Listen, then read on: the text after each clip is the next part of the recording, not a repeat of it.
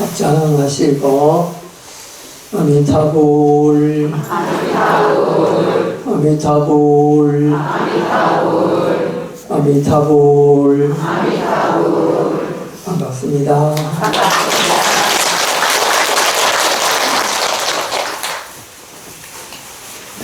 오늘 2005년 동안거 결제하는 날입니다. 결제를 할 때마다 제가 여러분들한테 숙제를 해드리고 있습니다. 그런데 제가 지금 아주 오래 전부터 숙제를 내드리고 있는데 한 번도 숙제를 마친 분이 없습니다. 그래서 숙제를 내드리는 게 이 괜한 부담이 되는가 그런 생각을 하는데 어쨌든 이 숙제 말고도 여러분들이 인생이라고 하는 숙제를 제가 안 내드리더라도 짊어지고 가야 될 숙제들이 너무나 많이 있습니다. 그래서 오늘은 이 결제 본문을 임재 스님의 이 말씀으로 시작하도록 하겠습니다. 임재 스님이 말씀하신 의록을 모아놓은 책이 있습니다. 그 책이 임재록이라고 하는 책입니다. 이 임재록이라고 하는 책은 우리 특히 이 선종에서는 아주 중요한 그런 책으로 이렇게 위상이 높아져 있습니다. 보통 이제 우리 선종을 5종 7가라고 해서 종이 5개로 나뉩니다. 근데 똑같은 선종인데 이제 종품이라고 해서 그 종이 가지고 있는 풍토들이 있습니다. 이제 스타일이, 요즘 말로 스타일이 있다, 이 말이죠. 가령 예를 들면은, 현대로 보자면은, 우리 조계종이 있고, 또 천태종도 있고, 태고종도 있고, 이렇게 이제 종자가 뒤에 붙은 게 있지 않습니까? 그런데 거기 이 종단에 가보면은, 예불하는 방식도 다르고, 기도하는 방식도 다르고 또 스님네들이 출가하는 방식도 다릅니다. 이게 이제 이 다른 거를 그 종단의 스타일이라고 부르잖아요. 그거를 한문으로 말해서 종품이라고 부릅니다. 그래서 이제 우리 조계종은 이 조계종품이 있다. 이 조계종품은 이제 선종이 미주면서 소위 경전을 건강경으로 한다, 뭐 이런 거고, 또 이제 천태종 같은 데는 천태지 스님의 이 사교의 같은 거를 이 종풍, 종지로 삼고, 또 법화경을 기본 이제 소위 경전으로 삼아서 또 관세음보살 연불하면서 이렇게 이제 수행을 해 나가는 그런 종품이죠. 이런 식으로 이제 각각 그 종마다 종품이 다른데, 뭐니 해도 우리 이제 조계종이 이 1500년 전통을 잘 이어서 내려오고 있는 그런 이제 종품을 가지고 있죠. 이제 천태종 같은 데는 이제 생긴 지가 한 100년도 안 되는 그런 이제 갑자기 만들어진 이 종단이다, 이렇게 말할 수 있습니다. 어쨌든 간에 오늘 이제 말씀드린 이 임재록이라는 게 임재 스님의 종품을, 그걸 우리는 이제 임재종이라고 그러는데, 알고 보면은 우리 조계종도 임재종에 속해가 있습니다. 그만큼 육조 스님 다음으로 이제 임재 스님이 중요한 이런 이제 분으로 우리 이 조계종이나 또는 일본이나 중국에서도 굉장히 중요하게 생각하는 분이 바로 이 임재 스님이거든요. 그래서 일본에 가면은 어디 종스님입니까? 이러면은, 아, 나는 뭐 조동종 스님입니다. 나는 임재종 스님입니다. 이렇게 이야기하거든요. 그러면 우리가 조계종에서 왔다 이러면, 아, 임재종 스님이군요. 이러면서, 이 이름은 같지 않지만 그 맥이, 임재종 맥이기 때문에 반가워하고 그렇습니다. 그래서 이제 오늘 그 중요한 그 임재 스님의 말씀을 오늘 이제 결제본문으로 이제 시작을 하겠습니다. 이 임재 스님 말씀은 여러분도 어떤 분은 한 번씩은 들어보셨던 그런 글부입니다. 수처작주라는 말을 여러분 혹시 들어보셨는지 모르겠습니다. 아마 많은 분들이 이 수처작주라는 말 들어보셨을 겁니다. 근데 수처작주 다음에 나오는 말이 또 있습니다. 그게 뭐냐면은 입처계진이라는 그런 말이죠. 그래서 수처작주, 입처계진 요 두 개가 쌍이 돼가지고 보통 이야기를 하는데 앞에 수처작주만 이야기하고 뒤에 입처계진은 보통 이야기 잘 안 하거든요. 근데 이 두 가지는 마치 마차에 두 바퀴가 있어서 굴러가는 것과 같고 새가 두 날개가 있어서 날아가는 것처럼 하나만 가지고는 제대로 설명이 잘 안 되는 거죠. 그래서 이제 수처작주와 입처계진 두 가지가 같이 가야 된다. 이제 그럼 수처작주는 뭐냐? 이 자기가 어느 곳에 있든지 자기가 주인공이 되어라 이런 뜻입니다. 그래서 예를 들면은 이제 여러분들이 오늘 여기 오셨는데 여러분들이 다 주인공 하면은 어찌 되겠습니까? 난리가 나겠죠. 이제 오늘 여기서 주인공은 누굽니까? 접니까? 아닙니다. 여러분 개개인이 다 주인공입니다. 왜냐하면은 제가 이런 말을 할 때 듣는 자신은 남의 귀를 통해서 듣는 것이 아니고 내 귀를 통해서 내가 듣기 때문에 내가 주인공이죠. 그러니까 여러분들이 다 주인공이고 말하는 저도 주인공입니다. 저는 여기서 말을 하는 주인공이고 듣는 사람은 아닙니다. 그러니까 듣는 거는 여러분들이 듣기 때문에 여러분들이 주인공이 되는 거거든요. 그래서 내 몸뚱아리가 들을 수 있는 것은 내밖에 없기 때문에 내가 주인공. 이게 수처작주라는 뜻입니다. 그럼 여러분들이 여기서 있는 것만 아니고 시장을 가든지 가족 따라하고 있든지 어디 가든지 다 여러분 혼자서 듣고 말하고 보고 그러거든요. 그게 주인공이라는 거예요. 그리고 여러분이 곧 듣고 보고 느끼고 하는 거 여러분이 없잖아요. 그러면 여러분들이 거기에 없는 거예요. 그렇기 때문에 여러분은 항상 어디 가든지 주인공이 될 수밖에 없다. 그러면은 그 뒤에 입처계진은 그럼 뭐냐? 자기가 있는 그 자리가 모두 진리의 자리다 이런 뜻입니다. 그러니까 여러분들이 어떤 곳에 가든지 그 자리가 진실한 자리다. 여러분 허스로 거기 어디 가든지 가시지 않잖아요. 자기 몸뚱이가 직접 가가 그 자리에 있기 때문에 그건 진실한 거예요. 어떤 자리든지 여러분 자신이 가짜로 여러분을 가지는 않잖아요. 그림자를 보내지는 않잖아요. 그리고 여러분 자신도 내 생각하고 내 몸뚱이가 같이 가가 있거든요. 그래서 가가 있는 그 자리가 바로 진실된 그 자리다. 그 여러분들이 절에 오셔요. 시장을 가든지. 그 자리가 바로 진리의 자리. 여러분들 어디 있든지 간에 이제 그게 바로 법당이고 그게 부처님의 진실된 자리다. 옛날에 어떤 스님이 이런 비유가 있습니다. 밤에 일어나서 이제 절이 아주 작았던 모양이에요. 그래서 이제 이렇게 날씨 추운 날에는 옛날에는 화장실이 시간이 없고 화장실이 멀면 멀수록 좋다 이런 말이 있었잖아요. 또 화장실이 멀리. 스님이 일어나가지고 손님이 보고 싶어서 갈라니까 너무 춥고 귀찮고 그래가지고 이제 그 방에서 이렇게 밖을 향해서 소변을 봤는데 바로 마주 보이는 쪽이 이제 부처님 계시는 법당이었어요. 그러니까 부처님을 향해서 소리를 보면서 옆에 스님이 이제 주지스님 보고 있다가 깜짝 놀랐어요.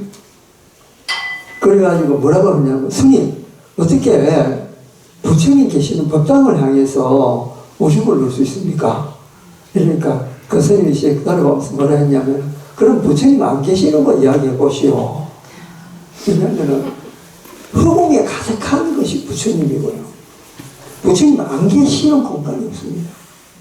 그러니까 어디를 돌아보다 다 부처님 계시는데 어디를 향해서 오줌내야 되느냐 이렇게 물은 거예요. 그러니까 그 주지스님이 그 대답을 말해요. 그러니까 여러분들이 그러니까 서 있는 그 자리가 진리의 자리라는 말이 바로 그 말. 여러분 서 있는 자리 모두 부처님만 둘러싸여 있고 보살님한테 둘러싸여 있고. 그러니까 여러분 서 있는 그 자리가 바로 진리의 자리예요. 그 여러분들은 거기에서 주인공이고 이걸 제대로 알면 이게 이제 불교를 수행한다 이렇게. 근데 우리 불자님 중에서 그런 말입니다. 내가 부처님을 믿고 부처님을 따르고 공부를 하는데 도저히 내 삶이 바뀌질 않습니다. 이런 분이 있습니다. 여러분 실제로 뭐 불교에 금방 입문한 분이 아니면 3, 40년 동안 수행한 분이나 자기 인생이 안 바뀐 사람은 그거는 불교를 공부를 했다 말 못합니다. 불교 신앙을 가졌다 말 못합니다. 그럼 불교 신앙은 뭐냐면요, 자기 인생을 자기가 바꾸는 사람이 그 사람이 불교 신자거든요. 그 사람이야말로 불교를 수행했다 이렇게 얘기합니다. 예를 들면은 어떤 사람이 있는데 이제 회사에 늘 지각을 합니다. 그 지각이라는 거는 이게 습관이거든요. 여러분들 친구들 보면은 늘 습관적으로 지각하는 분이 있습니다. 그런 분들 가보면 늘 지각합니다. 그러면 친구들 사이에 어떤 소문이 들으냐? 신용이 필요 없는 사람이라는, 약속을 어기는 사람이라는 인식이 바뀝니다. 회사도 그렇습니다. 회사에 늘 지각하는 사람은 회사에서 어떤 평판이냐면 저 사람은 지각하는 사람이다, 신용이 없는 사람이다, 이런 말을 듣습니다. 그럼 그 사람은 어디 가든지 저 사람은 신용 없는 사람이다, 이런 그런 인생을 살게 되거든요. 그리고 그 사람은 이제 그 지각하는 게 거기 습관이 되는데, 습관을 우리 뭐라고 부릅니까? 업이라고 그러잖아요. 이제 불교에서 말하는 업하는 게 그게 습관이라는 뜻이거든요. 그러면 그 사람이 그 신용 없는 사람이라는 평판에서 벗어나려면 어찌해야 되겠습니까? 업을 바꾸면 됩니다. 업을 어떻게? 5분 빨리 가는 거예요. 그러니까 업 바꾸는 게 엄청 간단한데도 사람들은 게으른 생각에 실천 안 하기 때문에 그 업을 못 바꾸는 거예요. 그러니까 죽을 때까지 신용 없는 사람으로 남아야 돼요. 업 바꾸는 거 간단합니다. 생각 한 번만 바꾸면은 그 생각에 따라 행동이 따라가면은 업이 바꿔집니다. 그래서 업 바꾸는 공부하는 데가 바로 불교 아닙니까? 그리고 또 하나는 뭐냐면요, 자기가 자기 공부해서 업을 늘 지니고 있단 말이죠. 있는데 또 하나 우리 마음속에 내 인생이 안 바뀌는 것도 하나 하고, 또 하나 뭐냐면은 인생이라고 하는 거는 끊임없이 죄를 짓고 사는 존재들입니다. 여러분들 중에서 자그마한 허물이라도 없는 사람이 있습니까? 있습니다. 근데 유독 깨끗하게 하는 것처럼 하는 사람이 있습니다. 근데 그 사람도 알고 보면 다 허물이 있거든요. 이게 뭐와 같느냐면요, 그 독일 설화에 이런 말이 있습니다. 이 지그부히트 왕자라는 왕자가 있었는데, 그 왕자가 이제 어떤 용이 한 마리가 나라 전체를 괴롭히는 용이 있어가 그 용을 잡으러 갔습니다. 근데 전설에 의하면은 그 용을 죽여가지고 그 피를 몸에 바르면은 어떠한 창이 들어와도 어떠한 칼이 들어와도 그 몸을 뺄 수가 없는 그런 힘이 생긴답니다. 그래서 이 왕자가 이제 그 용을 잡으러 가가지고 용과 사투 끝에 그 용을 목을 베어버립니다.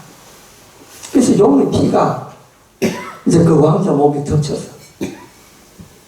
그런데 그 피가 온몸에 덮일 때 등에 조그마한 나무 이파리가 딱 붙었는데 그 잎 붙은 데는 피가 묻지 않았어.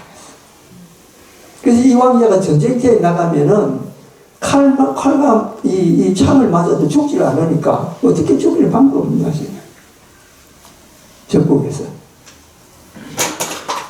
그런데 그 이파리 붙은 그 자국, 그거는 피가 묻었다는 걸 알아요. 그래서 그 적의 나라에서 암살자를 보냅니다. 이 왕자가 자고 있는 사이에 그 이파리 그 부분에다가 칼을 찔러가지고 왕자를 죽입니다. 그 이야기가 나중에 그 바그너라고 하는 유명한 독일 음악가가 있는데 그 음악가 리벨룽겐 반지라고 하는 그 오페라 속에 그 3장의 그 내용을 잡아 넣어가지고 이렇게 이제 그 연출을 시키죠. 아주 유명한 이야기입니다. 이처럼 우리 마음 속에는 우리가 모르는 사이에 그런 나무 이파리와 같은 허물이 있습니다. 아무리 깨끗하게 수행한 수행자라 하더라도 나뭇잎 하나는 붙어 있다. 근데 중요한 것은 그 나뭇잎이 아니고 그 나무잎이 있다라고 하는 것을 인식하는 게 중요합니다. 여러분 마음속에 그런 죄업이 있는 게 그걸 내가 그런 허물이 있구나라는 걸 인식하는 게 중요합니다. 그 인식하는 순간에 허물은 사라집니다. 아까 이제 이야기한 지각하는 이야기도 내가 지각하고 있는 사람이라는 걸 인식하면서 그거를 빨리 고쳐야 되겠다. 고치는 순간에 업은 사라지게 되죠. 업이란 뭐랬습니까? 습관이라고 그랬잖아요. 이 습관이라는 걸 알아차리는 거, 인지하는 거, 이게 중요합니다. 거기서부터 행동이 출발하기 때문에. 여러분도 주위에 듣는 평판들이 왜 내가 이런 평판을 듣는가 생각해보면 가만히 자기를 살펴보면 그게 자기 자신이 그런 문제였다는 걸 알게 됩니다. 그래서 불교는 생각하는 종교라고 그러죠. 우리 불교에는 너무 다양한 이 차림새들이 있습니다. 우리가 부처님, 보살님, 관세음보살님, 지장보살님 의지해서 우리 인생을 개척할 수도 있고 또 내가 내 마음을 살펴서 우리 인생을 개척할 수 있는 그런 다양한 공부 방법이 있습니다. 근데 그 중에 가장 중요한 거는요, 우리가 기도를 해서 부처님의 가피를 얻고 수행해서 앞으로 나아간다 하더라도 더 중요한 거는 기도하는 내 마음을 살펴보는 게 더 중요하거든요. 저 서울의 용산에 있는 중앙박물관에 가보면요, 사유의 방이라는 그 방이 있습니다. 아주 중앙박물관에서 심혈을 기울여가지고 최고의 건축가를 동원해가지고 안에 디자인 쫙 해가지고 나는 거기에 뭐가 있냐, 미륵보살 방가사유상이 있습니다. 근데 거기에 보면 이제 미륵보살 두 분이 계시는데 이렇게 턱을 깨고 뭔가 생각하는 그런 상이에요. 그 노래하는 그 BTS가 그 부처님 좋아해가지고 이만한 이제 방가사유상을 살라고 갔는데 자기가 좋아하는 세계역사가 그냥 이제 안 사고 나왔는데 나중에 그 만드는 회사에서 그걸 알고 그 BTS가 좋아하는 색깔로 해가지고 출시를 했는데 그게 돈이 났다는 이야기 있잖아. 그 젊은 아이들도 그거 방가사유상 아주 좋아합니다. 근데 그걸 보면 뭘 알 수 있냐면 불교라는 거는 생각하는 종교구나, 사유하는 종교구나, 이걸 알 수 있게 됩니다.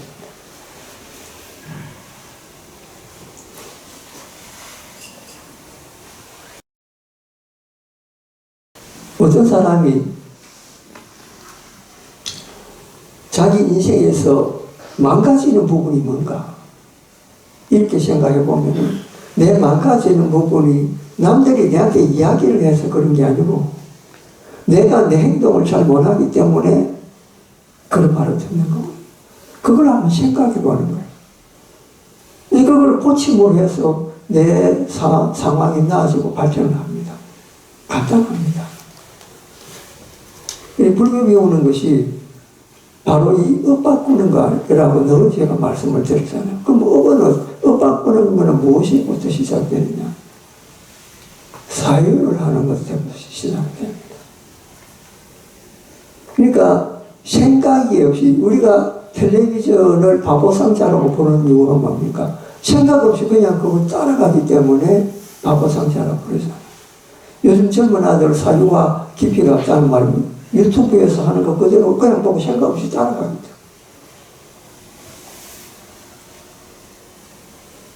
어떤 사람이 그런 말을 했습니다.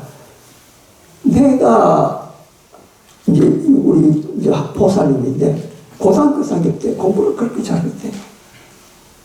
근데 이 보살님이 얼굴이 조금 이제 안 되는 거예요. 이 날씬하지도 않고. 그런데 옆에 친구가 하나 있는데 공부는 못하는데 몸매가 늘씬하고 얼굴이 예쁜 거예요.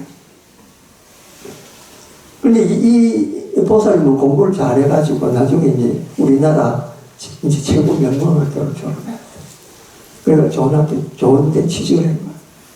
근데 얼굴 예쁜 얘는 아주 잘 사는 부잣집 도련님이 데리고 요즘 인스타그램 보면은 친구들이 어떻게 산다 다 알잖아요. 그리고 이 친구가 이제 공부 잘하고 좋은데 취직한 이 친구가 늘 이 친구 질투가 난 거예요.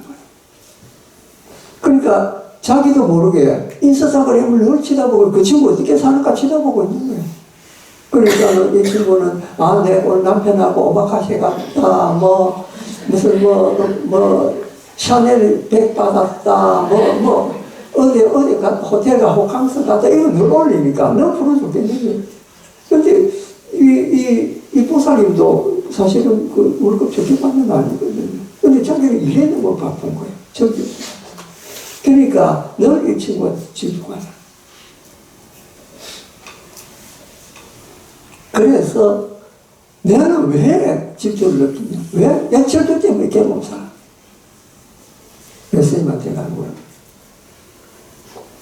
스님, 저는 왜 이렇게 질투가 많습니까? 그래서 스님이 뭐라고 했냐면, 비교 때문에 그렇다. 인스타그램 보지 마라. 그건 다 보면서, 이제 그게 보는 게 법이잖아요. 조금만 해도, 이 친구 어떻게 사나 하고 업적으로, 습관적으로 보게 되는 게, 그게 법이에요. 법은 딴 게 아니라, 습관이라 했잖아. 남 어떻게 사니까 보면 중요합니까? 근데 그걸 치러보는 거야. 그럼 실수는 게. 왜 실수납니까? 비교하기 때문에. 그래서 비교하지 마. 보지 마. 네 일에 집중해라.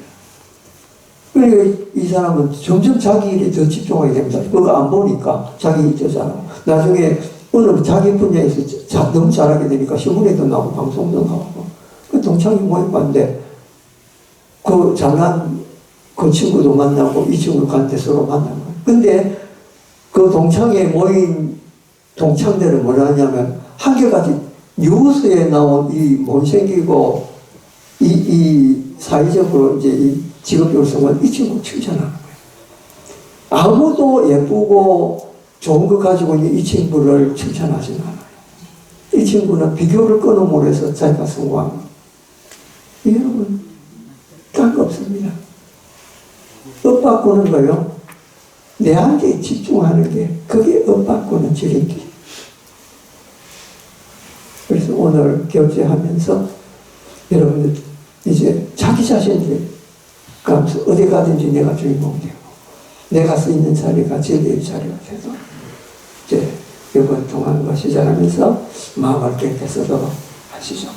감사합니다.